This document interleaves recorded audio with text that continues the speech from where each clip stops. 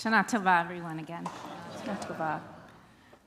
So a week ago, my husband and I were sitting at dinner, and he said, name one person you know well who isn't difficult. And I was like, and then we sat in silence. Now, our silence may reflect our friends and our family, but I doubt it.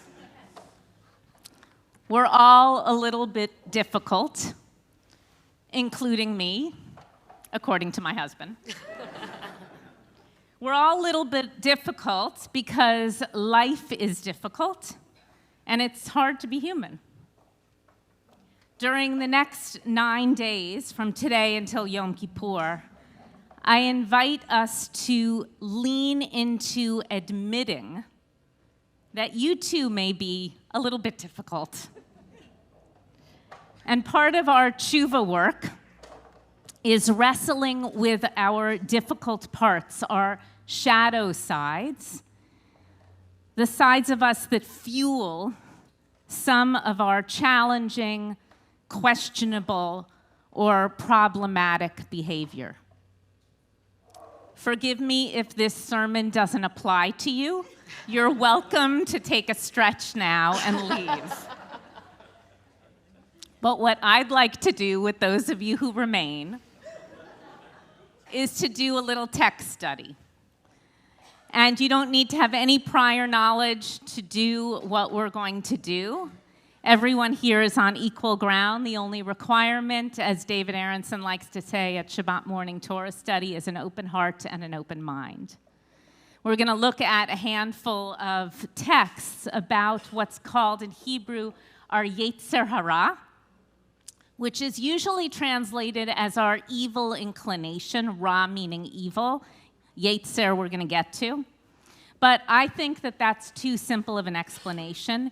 It is more like a powerful animal-like force that's, on the one hand, necessary to sustain the world, and on the other hand, extremely dangerous when left unchecked. According to the rabbis, this Yetzer HaRa is the source of our challenging actions. So if I can have, I don't know, like 6 people to help me pass out sheets, that would be great.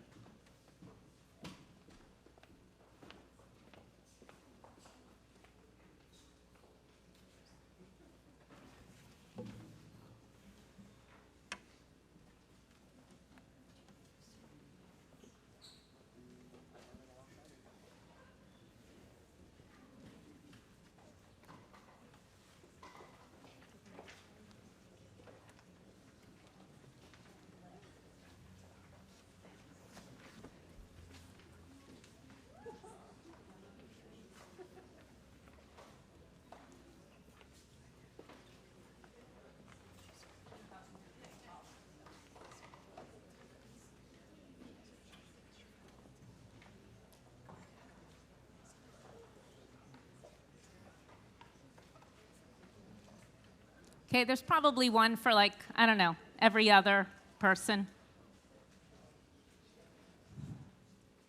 Okay, who needs or who isn't sitting next to someone? Just raise your hand. Okay, this area right here needs. Thank you, Michael.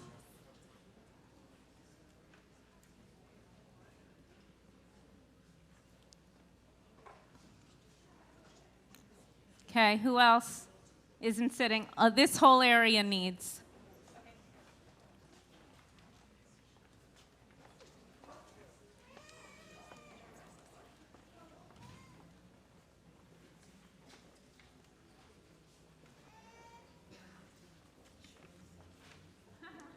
Okay, Rika has more. Who else needs? Okay, great.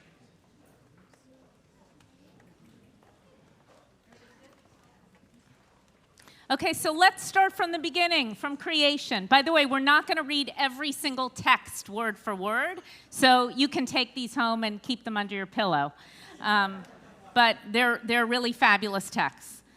So at the very beginning, humanity is created, right? God created humankind called Adam in the divine image, creating us in the image of God. B'Tselem Elohim bara oto, created this one thing, Adam, both in male and female form. Zachar u'nekeva bara otam. And God saw all that had been made and found it tov ma'od, very good. This is the only time that Torah says that it was very good in God's eyes. All the other things God created, it just says, and it was good. But when humanity was created, it says tov ma'od, it was very good, okay? And then here's the word Yetzer that we see for the very first time. Remember, this animalistic force called Yetzer HaRa has that word Yetzer in it. God Vayitzer, and God formed from the root Yetzer, that human, that Adam, from the dust of the ground, min ha'adama. See the play on words, Adam and Adama, Adam and ground, and breathed into its nostrils the breath of life, nishmat chayim. And the human, that Adam, became a living soul. So that's the first time that we see the word Yetzer, is when God formed, almost like a sculptor, us from the earth. The rabbis are playing with that word Yetzer, created and formed. And they wonder, in the next text that we're going to look at from the Talmud, they wonder, when does this powerful part of ourselves, this Yetzer HaRa, enter each person? So often in the Talmud, remember how Jesse's one of my Talmud students, by the way.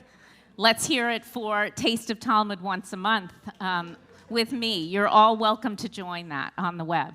So in the Talmud, there are lots of conversations often between rabbis, but every once in a while, there's a conversation between a non-Jew, often a woman or a leader. In this case, it's the Roman emperor, and Rabbi Yehuda Hanassi, who becomes the codifier of the Mishnah. And Antonios says to Rabbi Yehuda Hanassi, so by the way, when did this Yetzer enter human beings? Was it from the moment that the embryo was formed, or was it from the moment that we emerged from the womb? And the rabbi first says, it's from the moment that we become an embryo. And then the Roman emperor argues with the rabbi and says, how could that be? Because if it was from the time we were an embryo, then the mother would be kicked all the time. And it would be miserable. And so it must be from the time that the Adam, the human being, exits from the woman. And the rabbi says, you know what, you're actually right. And so then the rabbi says, yeah, you're right. And he quotes a verse from Genesis chapter 4, sin crouches at the entrance. Okay, you get it? It's like a play on what's going on. Okay, so now we know that this powerful force, this Yetzer HaRa, enters us right at the moment of birth. Okay? And so why is it there? What is its purpose? So there's a midrash from Bereshit Rabbah. Midrash are rabbinic stories on different teachings or different, in this case, different verses in the book of Genesis. Rabbi Nachman said in the name of Rabbi Shmuel, behold, it was good refers to the good desire, the Yetzer HaTov. And behold, it was very good refers to the Yetzer HaRa, the evil desire. Now, how could it be that the evil desire is very good? That would be extraordinary. But without the evil desire, teaches this midrash, no man would build a house or take a wife or have children. And that's why we have this thing called the Yetzer HaRa. Now, this is a radical text. On the one hand, this powerful animal-like force is actually very good. And yet, it doesn't listen to reason or to ethics. And also, it seems necessary for humanity to keep on living. Because if we don't have this Yetzer HaRa in us, teaches this midrash, we're not going to build a house, we're not going to get married, and we're not going to have children. Okay. But it's still problematic. We all have these parts of ourselves that are hard to contain. And so the rabbis have this fantasy that maybe they can contain it. And they have a plan. And the plan is that they're going to control the Yetzer HaRa by trapping it. So here's the next story in the Talmud, Talmud Yoma. It's a really famous story. Maybe some of you know it. They start complaining, and they cry out, and they say, Rabbi Yochanan says, whoa, whoa, this evil inclination, this Yetzer HaRa, it has done so many bad things in our world. It has destroyed the temple. It's burned our sanctuary. It's murdered righteous people. It's caused the Jewish people to be exiled from the land. We don't want it anymore. We want to get rid of these wild animalistic instincts that are in us, and we just want to get rid of it. So you don't have to read along. I'm going to summarize it. But again, take it home, put it under your pillow. So God agrees. God says, fine. You want this Yetzer HaRa? You want to contain it? I'm going to give it to you. And so it comes down in the form of a fiery lion cub. I need to do my own research on that. I can't figure that one out. I've tried. I can't figure it out. But it comes down in the form, this is all metaphor, of a lioness cub. And they get hold of it. And they're like, what should we do with it? And so what they do is they throw it in a container, a lead container that doesn't echo, and they seal it. And they think, yes, now we've got it. And then they turn to Zechariah, and they say, is this a good choice? And Zechariah, the prophet, warns them. And they see, Zechariah says, listen, if you kill the Yetzer HaRa, if you smother it and kill it, the world will be destroyed. For 3 days, they keep the Yetzer HaRa in this lead container. And then they look around, and they see not one egg has hatched in 3 days. Essentially, no one's having intimacy. People aren't having intimacy. Animals aren't having intimacy. And so they peek open the lead box, and they're like, hey, Yetzer, it's you and me. Like, what are we going to do? And the Yetzer says, you were warned. If you keep me trapped, the world will be destroyed. And so ends the Talmud piece. Fine. The rabbis agree to let the Yetzer HaRa go under one condition. They gouge its eyes out, apparently to somehow subdue its power. And I wonder how often we try to lock up or suppress our Yetzer HaRa. We think we can get away with fooling it by numbing ourselves with substances or running away with our distractions. Or perhaps, just as harmful, we pretend that our Yetzer HaRa is under control all the time and is of no consequence.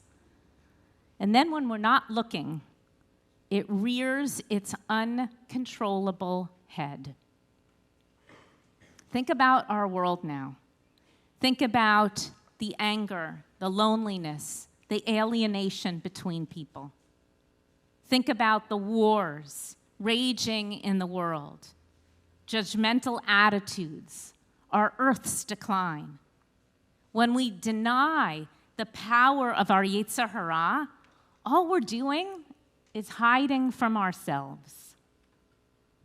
So what are we supposed to do? If locking it up doesn't work, if denial is counterproductive, so the rabbis come up with a crazy suggestion. Look at Brachot 54a, again from the Talmud. One is obligated to recite a blessing for the bad that befalls him, just as he recites a blessing for the good. As it is stated, you shall love Adonai your God with all your heart, b'chol levavcha. This Mishnah explains the verse as follows: with all your heart, b'chol levavcha, means with your two yetzers, your two inclinations, your Yetzer HaTov, your good inclination, and your Yetzer HaRa, your animalistic inclination. So this, I think, is radical. Can you imagine offering a blessing for your Yetzer HaRa? What aspect of your Yetzer HaRa would you want to offer a blessing for? Would it be your tendency to escape with substances, with food, with sex, with work, with pouring yourself into your kids? Or would it be your challenging character traits like your impatience or judgmental attitude or egocentrism? Fill in your blank. And then imagine doing what this text is asking us or inviting us to do, holding tenderly, without judgment, your Yetzer HaRa and giving it a blessing. What would you say to it? What would you want your Yetzer HaRa to hear? Remember that our Yetzer HaRa and Yetzer HaTov were both formed at creation.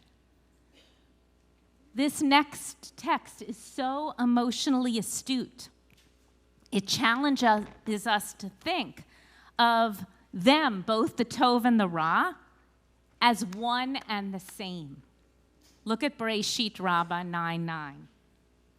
Rabbi Zera said, behold, it was Tov Ma'od, very good, right? This is what God says at creation. And this, he teaches, is the Garden of Eden.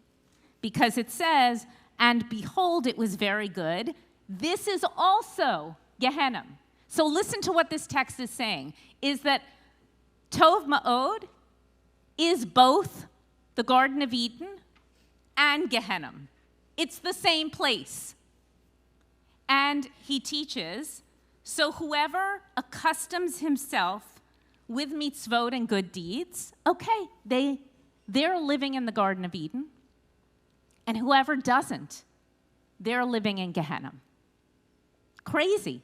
It's the exact same place, but you come to it in two different ways, right? The same garden, or read the same qualities, or our same animal-like drives can be used for good, which can bring us into the Garden of Eden, or can be used for destruction that will bring us into Gehenna or hell. It's up to us. Same drive, two different outcomes. How true. How many times have you been told, or is it just me, that my strength is also my weakness?